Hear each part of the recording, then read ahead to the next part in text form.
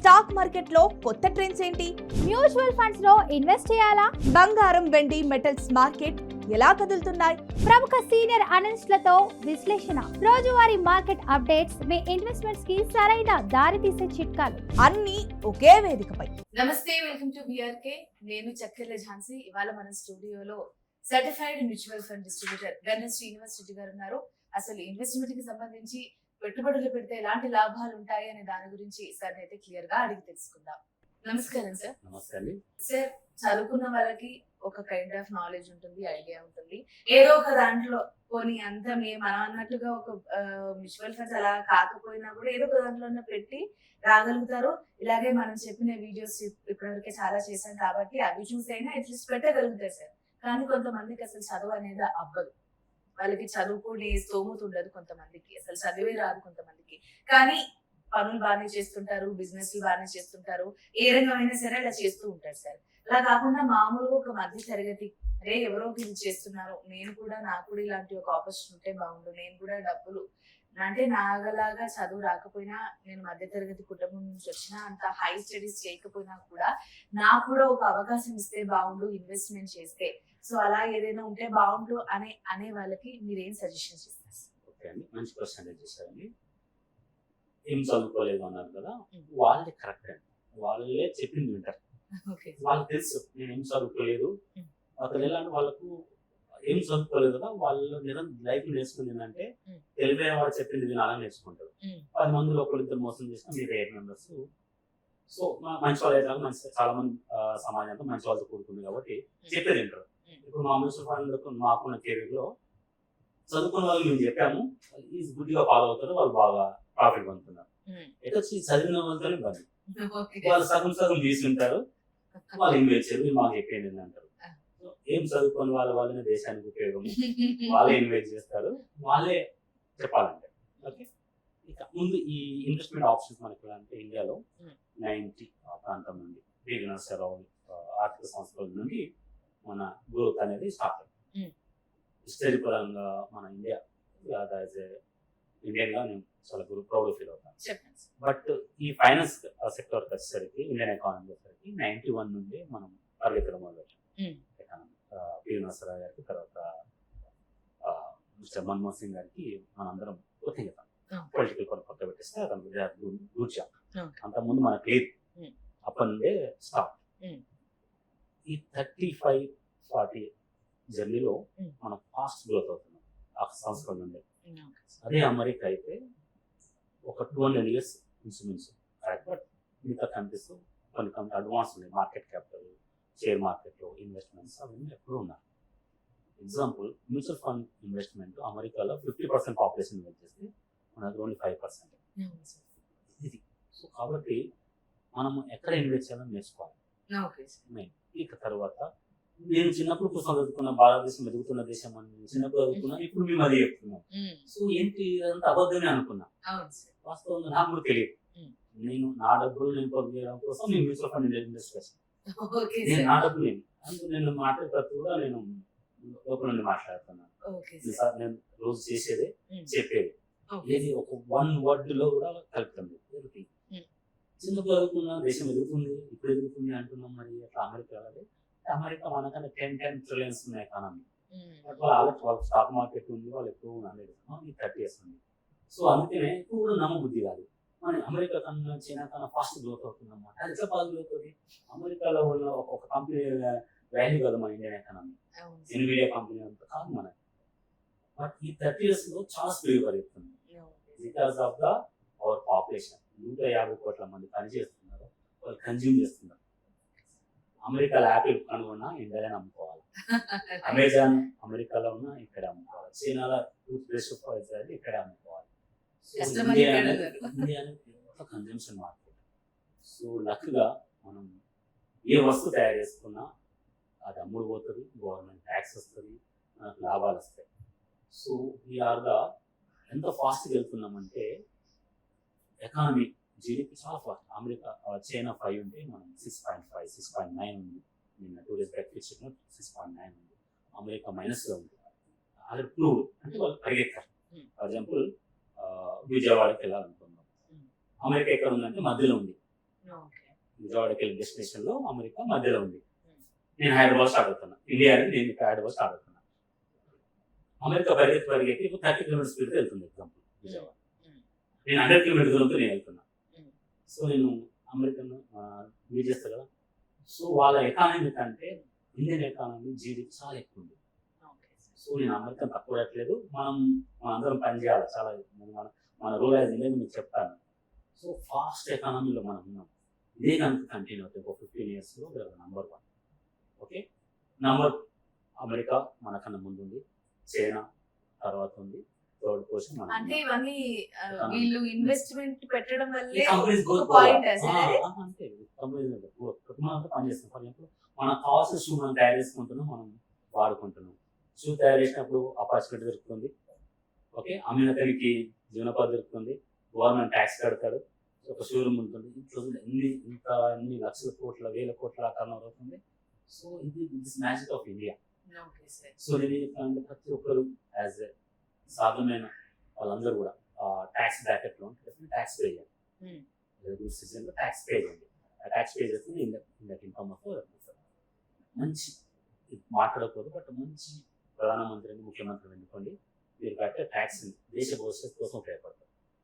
అందుకని అంటే మీరు ఓటు వాళ్ళు వేసే వాళ్ళ ఆ మంచి పర్సన్ ఎంచుకుంటే మీ యొక్క జీవన విధానం మారిపోతుంది. ఇండియా గ్రోత్ అవుతుంది, మీరు ఫాస్ట్ అవుతుంది. నాకేంది నా క్యాస్ట్ అను లేకుంటే నా వర్గం అని వేస్తే ఇలానే ఉంటుంది. మిగతా కంట్రీస్ ఫాస్ట్ అవుతుంది. అమెరికాకి ఎందుకు చెప్పిన మనం ఉద్యోగాలు లేకుండా రిజర్వేషన్ కానీ, ఇస్రోలో సైన్స్ అంతా మన వాళ్ళే, అమెరికాలో హాస్పిటల్ అంతా మన వాళ్ళే, అమెరికన్ ఫిజిక్స్ అంతా మన వాళ్ళే కదా. సో మనం చేసిన తప్పిన వల్ల బయటకు వెళ్తున్నాం. సో యాజ్ యూత్ చెప్తున్నా, ట్యాక్స్ పే చేయండి. మంచి ప్రభుత్వాన్ని మంచి న్యాయం పెట్టుకుంటే వాళ్ళు మన ట్యాక్స్ ఎందుకు పెట్టుకుంటే నా స్వార్థం కోసం కాదు, మీరు కట్టిన ట్యాక్స్ సక్రమంగా ఉపయోగించుకోవడం కోసం మంచి లెటర్ పెట్టుకోండి. ఆటోమేటిక్గా దేశం బాగుపడుతుంది. మన ఇన్వెస్ట్మెంట్ అలాగే మంచి కంపెనీ తిరిగి వచ్చేస్తుంది. ఇది మనం చేసిన పని. ఓకే సార్, మరి ఈ ఫండింగ్ వచ్చేసరికి నేను ఇంతకుముందు చెప్పినట్టుగా మరి అసలు ఏమీ తెలియని వాడు వెళ్ళి ఇన్వెస్ట్ చేయాలి అని అనుకుంటే ఏది బెటర్ ఆప్షన్ అంటారు? ఓకే, ఇన్వెస్ట్మెంట్ అగైన్ ఒక పాత సామెత ఉంటుంది, ఉండడానికి ఇల్లు. ఓకే, ఇది మీ యొక్క స్తోమతను బట్టి ఒక ఇల్లు సంపాదించుకోండి. ఓకే, ఉండడానికి ఇల్లు అయిపోయింది.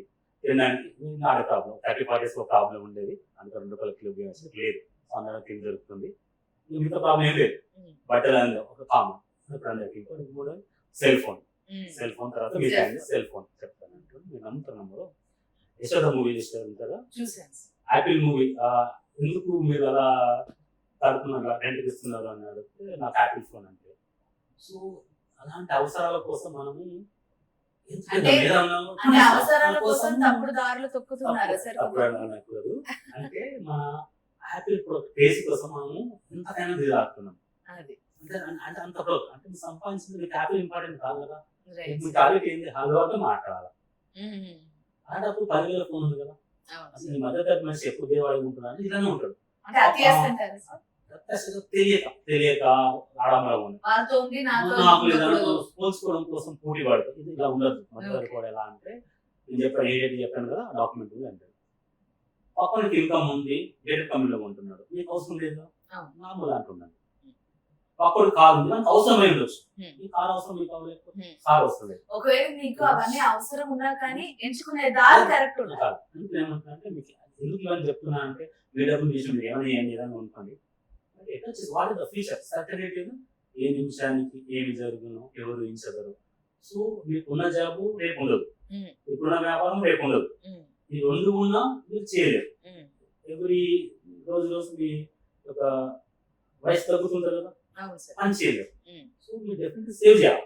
డబ్బు ఉన్న వాడికి ఇగ్నోర్ చేయండి. చెప్పిన అన్ని 3-4 కాకుండా 5 జీతం వస్తుంది మిడిల్ క్లాస్ అయితే.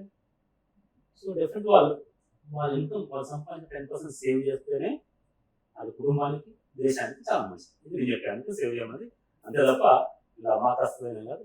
సేవ్ చేస్తే ఏమవుతుందంటే మీ ప్రతి రూపాయి ఒక టామోస్ కంపెనీలో ఉంటుంది, ఎల్ఎన్టీలో ఉంటుంది. ఎగ్జాంపుల్ మీ రూపాయి ఇప్పుడు పెరుగుతుందో, మీ రూపాయి ఎంత పని చేస్తుందో. హిందుస్థాన్ ఏరోనాటిక్ లిమిటెడ్ 2 విమానాలు, అందులో మీ రూపాయి ఎక్కడ ఉంటుంది. సన్ ఫార్మాలో ఉంటుంది మీరు 1 రూపాయి. ఓకేనా, నారాయణ హృదయాల హాస్పిటల్ ఉంటుంది, వేరే దేశంలో సీజన్ చేసుకుంటారు. ఇలాంటి టామోస్ కంపెనీలో మీ డబ్బులు ఉంటాయి, ఫ్రీగా అంటే మనం ఏం చదువుకున్నాము సార్ అది షేర్ మార్కెట్ క్యాపిటల్ మార్కెట్ అవుతుంది కదా మరి షేర్ మార్కెట్ అవుతుంది మన మ్యూచువల్ ఫండ్ వాళ్ళు సిస్టమ్స్ అక్కడే. అక్కడ ఓకే ఓకే సార్ సో ఎప్పుడైనా ఇన్వెస్ట్మెంట్ చేయాలంటే యాక్చువల్గా బియాండ్ ఫండ్ అని చెప్పాల్సి నేను చెప్తున్నాను. మీ డబ్బులు ఎక్కడ ఉంటాయి అని మామూలుగా చెప్పాలి. గవర్నమెంట్ తరపు నుంచి ఉంటుంది కదా సార్ అది మీ మెకానిజం మ్యూచువల్ ఫండ్స్ ఏం చేస్తాయి, డబ్బులు ఎక్కడ ఉంటాయని చెప్పడం కోసం మీరు చెప్తున్నా. ఓకే సో మీకు ఈ మెకానిజం తెలిస్తే మీరు ఈజీగా ఓకే మ్యూచువల్ ఫండ్ అంటే ఏదో అదంతా ఏదో అనుకుంటారు. మ్యూచువల్ ఫండ్ ఏంటి? తక్కువ అమౌంట్ తో కూడా మనం ఇన్వెస్ట్మెంట్ స్టార్ట్ చేసి మీరు 100 సంవత్సరాలు చూసిన ఎల్ఐసి ఏం పని చేస్తుందో, మీరు బ్యాంకులో ఫిక్స్ చేసి డిపాజిట్ చేసిన SBI, HDFC bank fix deposit ఏం చేస్తుందో మ్యూచువల్ ఫండ్ అవి చేస్తారు. ఎల్ఐసి ప్రాఫిట్ మేకింగ్ మనరేట్ చేస్తుంది, ప్రతి ఒక్క ఇన్సూరెన్స్ వాళ్ళకి డబ్బులు ఇచ్చింది. ఓకే, ఎల్ఐసి అందరికి మ్యూచువల్ ఫండ్ ఫిక్స్ వాళ్ళకి ఇచ్చేస్తుంది. వాళ్ళంతా షేర్ మార్కెట్ ఇన్వెస్ట్ చేస్తారు. సో సగటు మనిషికి ఈజీ కోసం మ్యూచువల్ ఫండ్ రావడం జరిగింది. ప్రతి ఒక్కరు మార్కెట్ ఇన్వెస్ట్ చేయడం చెప్తాను. అందరికి మంచి, దేశానికి ఇన్వెస్ట్ చేసిన వాళ్ళకి. మీ కంపెనీ గురించి ఒకసారి మా ఆడియన్స్. నేను పనిచేసేది ఎంజే వెల్త్. ఎంజే ఎక్కడ ఉంది సార్? ఇది హైదరాబాద్ లో 4 ఉంటాయి, ఇండియా మొత్తంలో చాలా బ్రాంచ్లు ఉంటాయి. నాలాంటి వాళ్ళు 44,000 మంది జంట ఉంటారు. హైదరాబాద్ లో సమాజిగూడ, సికింద్రాబాద్ ఉంటుంది, Kukatpally, LB Nagar, ITC. MJ wealth మీకు ఎందుకు నేను చెప్తున్నానంటే, ఇండియాలో 50% ఆఫ్ ద మార్కెట్ వాటా మాదే ఉంటుంది. ఎంజే వెల్త్ వాళ్ళే. ఏ మ్యూచువల్ ఫండ్ వాళ్ళు లాంచ్ చేసినా ఫస్ట్ మాకే చెప్తారు. మీరు 44,000 ఏజెంట్ ఉంటారు, మాకు వాళ్ళ గైడ్ చేస్తారు. ఈ రోజు మాకు మీటింగ్ ఉంది. ఓకే, సో మాకు ఎడ్యుకేట్ చేస్తే మేము అగైన్ మాకు రోజు మాకు ట్రైనింగ్ చేస్తారు. నేను చెప్పాను కదా, నా డబ్బులు నేను ఎక్కడ సేవ్ చేసుకోవాలా, ఎలా దాన్ని పెంచుకోవాలన్న ఆ సర్చింగ్ లోనే నేను మ్యూచువల్ ఫండ్ అవ్వడం జరిగింది, ఆ జర్నీలోనే. సో మీకు చెప్తున్నాను, నాకు ట్రైన్ చేస్తారు. కాబట్టి మీ ఇన్వెస్టర్స్ అందరికి కూడా మీకు అది నాలెడ్జ్ ట్రైన్ చేస్తుంది. మీ డబ్బులకు లోకా ఉండదు. మ్యూచువల్ ఫండ్ అంటే గుర్తుపెట్టుకోండి, మీకు బదులుగా కార్ డ్రైవింగ్ చేస్తాం కదా, ఎగ్జాంపుల్ డ్రైవింగ్ రాకపోతే ఏం చేస్తాం, డ్రైవర్ పెట్టుకుంటాం. ఇక్కడ కూడా అంతే, మీ ఇన్వెస్ట్మెంట్ ను ఎలా ఇన్వెస్ట్ చేయాలో ఎక్కడ తెలియని పక్షాన మ్యూచువల్ ఫండ్ డిస్ట్రిబ్యూట్ చేస్తారు. సో మీరు యాజ్ ఎ డాక్టర్ అనుకోండి, డాక్టర్ కంటిన్యూ చేసుకోండి.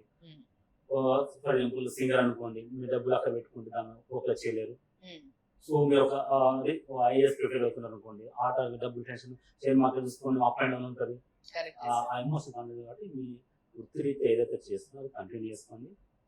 సేవ్ చేసిన డబ్బులు ఇక్కడ ఆటోమేటిక్గా దేశ భవిష్యత్తుతో పాటు ఆ ప్రతి కంపెనీ యొక్క డెవలప్మెంట్తో పాటు మీ డబ్బులు కూడా డెవలప్ అవుతాయి.